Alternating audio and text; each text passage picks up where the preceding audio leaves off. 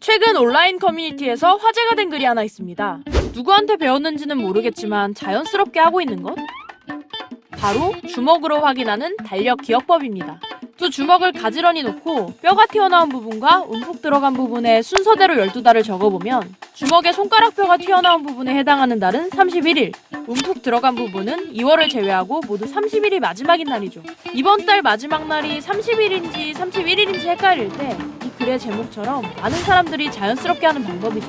심지어 이 방법은 우리나라뿐만 아니라 해외에서도 널리 사용되고 있습니다.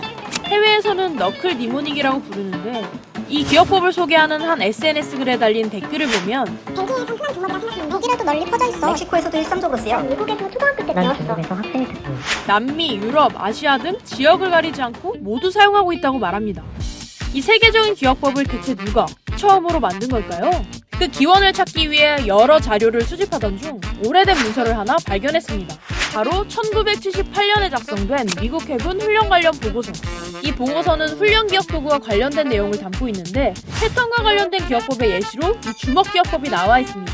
그렇다면 설마 미군에서 군사훈련을 위해 만들어낸 방법인 줄 알았지만 이보다 훨씬 오래된 문서에서도 관련된 내용을 찾을 수 있었습니다.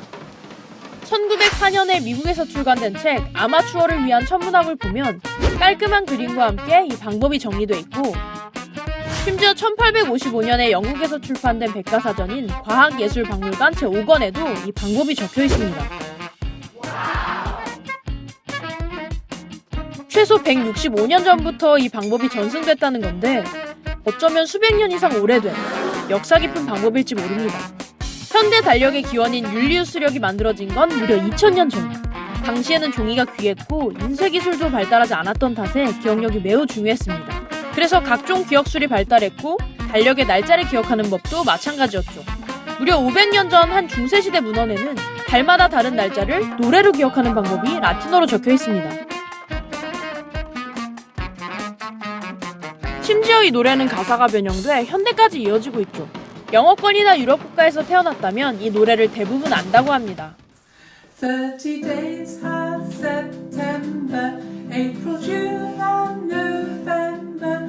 All the rest have 31, saving February all alone. Which has 20... 달력과 관련된 기억법의 역사가 긴 만큼 주먹을 이용한 기억법도 아주 오랫동안 전승됐을 가능성이 높다고 합니다.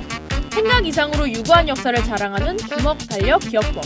어쩌면 수백 년 전에 이 신박한 아이디어를 낸 선조들에게 감사하며 이번 달의 마지막 날이 기억나지 않을 땐 다 같이 주먹을 들어봅시다. 1월, 2월, 3월, 4월, 5월, 6월. 언제 이렇게 지났지?